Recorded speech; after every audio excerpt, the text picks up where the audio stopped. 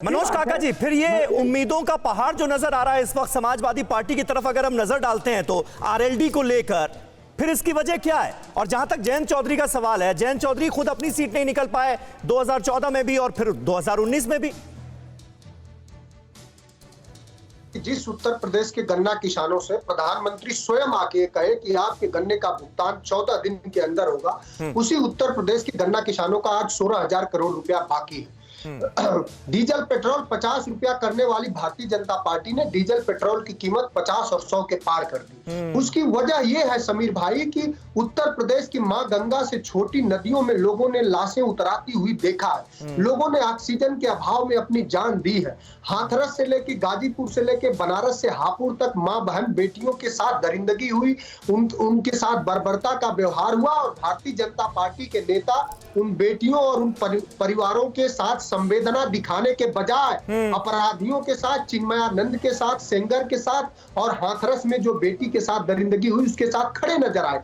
पूरा देश का जब किसान सड़कों पे बैठा रहा, 700 किसान ने जब अपनी शहादत दे दी तो उसको भारतीय जनता पार्टी ने बताया, सदन में बताया कि एक भी किसान की जान नहीं गई। जब पूरे देश में हजारों प्रवासी मजदूर पैदल चलते हुए मर गए अपने बच्चों के साथ, तो भारतीय जनता पार्टी की निर्मम निष्ठुर सरकार ने कहा कि कहीं कोई नहीं मरा है, न ऑक्सीजन के अभाव में मरा है, न दवाई के अभाव में मरा है। तो अब पूरे देश के लोग, सही कह रहे थे भाई साहब, पूरे देश के लोग बहुत चेतना संपन्न है। नौजवान अपना 2 करोड़ रोजगार चाह रहा है, किसान अपने फसलों का दाम चाह रहा है। आप उत्तर प्रदेश में एक भी धान का राकेश त्रिपाठी जी जवाब दीजिए। किसान का पिता राकेश जी, इन सारे मुद्दों से कैसे निपटेंगे? किसान आंदोलन तो है ही और किसान नेताओं की तरफ से यह साफ एक तरह से कर दिया गया है कि आंदोलन इसी तरह से चलता रहेगा, लेकिन जनता से जुड़े हुए जो मुद्दे हैं, चाहे महंगाई हो, कोरोना काल की नाकामियों का जिक्र मनोज काका कर रहे थे, इनका क्या जवाब देंगे आप जनता को?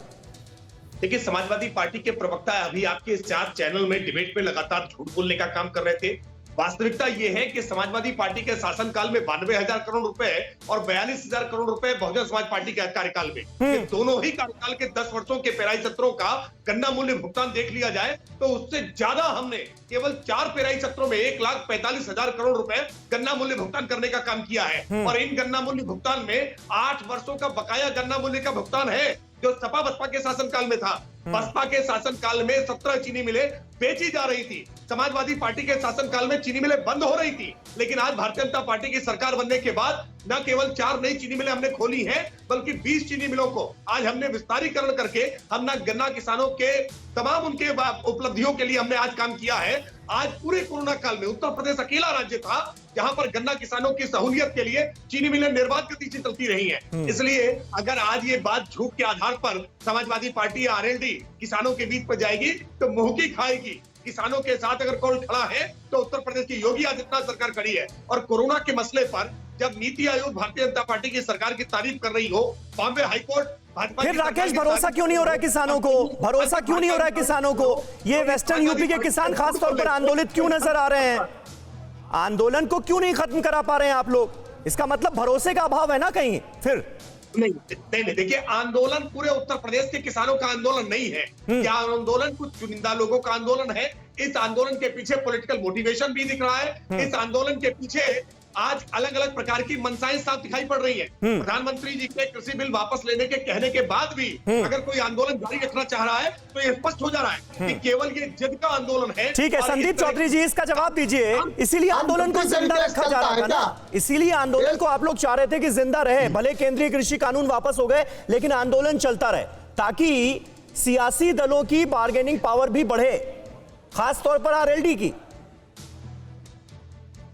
समीर भाई, आप बहुत सीनियर पत्रकार हैं, आप मुझे ये बताइए, इस तरीके से कृषि कानून को संसद के अंदर अमली जामा पहनाया गया, क्या उसी तरीके से किसान बिल वापस हो गए हैं? क्या आपके पास कोई ड्राफ्ट आ गया है?